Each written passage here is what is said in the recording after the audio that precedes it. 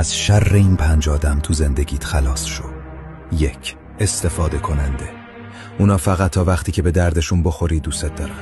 به محض اینکه چیزی که میخوان و بهشون ندی ناپدید میشن. 2. شکایت کننده. اونا با شکایت و ناله مداوم درباره چیزایی که حاضر به تغییرشون نیستن آرامش تو ازت میدزدن. 3. سرزنشگر. اونا تو رو مقصر جلوه میدن و خودشون چیزی رو گردن نمیگیرن. اونقدر ماهرانه گولت میزنن که آخرش حتی خودت هم باور میکنی مقصری. 4. رقابت طلب.